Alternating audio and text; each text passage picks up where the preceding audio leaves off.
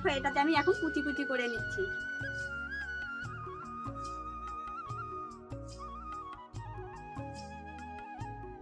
আমার ভিডিও দেখছো তো, তাদের জিভেতেও কিন্তু জল আসছে, আমি বুঝতে পারছি।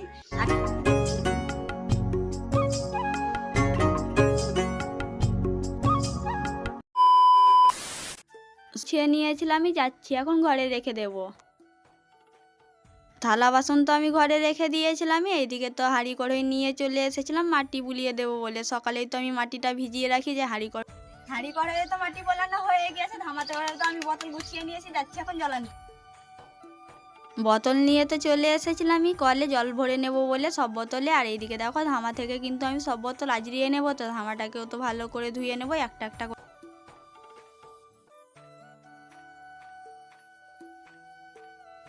সব বোতলে তো জল ভরা হয়ে গিয়েছিল। এইদিকে তো আমি বিরাস করছিলাম, তো বিরাস তো করা হয়ে গিয়েছিল, আর মুখ এখন ধুয়ে নিচ্ছি।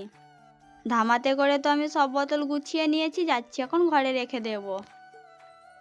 কাপড় তো কেচে নিয়েছিলাম, রান্নাও তো চাপিয়ে দিয়েছিলাম, তো আর কিছুই তো ঠিক হয়েছিল না বলে আজকে কি বলতো তোমাদের সঙ্গে কিছু কিছু রান্না শেয়ার করবো যে কিছুই ঠিকঠাক হয়ে নেই।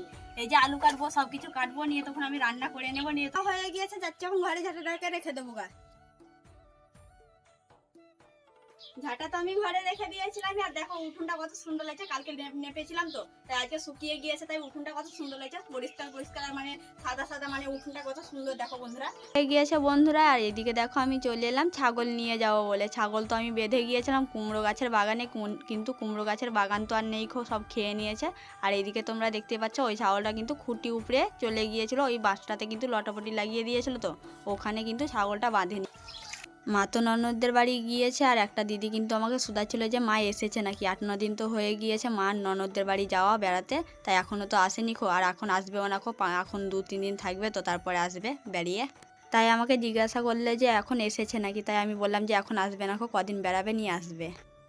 থালা বাসন তো আমি মেজে ঘষে নিয়েছিলাম আমি সার্ফ ছাই দিয়ে। আর এইদিকে দেখো ধুয়ে পশুর গাছ কত বড় বড় হয়েছে, আমাকেই তো লাগছে অনেক বড় বড় হয়ে গিয়েছে। তো তোমাদেরকে আরেকটা গাছ দেখাবো, সবজির গাছ। তো ওইটাও কিন্তু যখন ওষুধ লাগাই, তো ওষুধ গাছ যখন লাগাই তখন কিন্তু সবজির গাছটাও লাগিয়েছি ছিলাম। কিন্তু একটা সবজি কিন্তু টমেটো তো একটা, মানে ছোট পাড়া টমেটো কিন্তু একটা পড়ে গেল।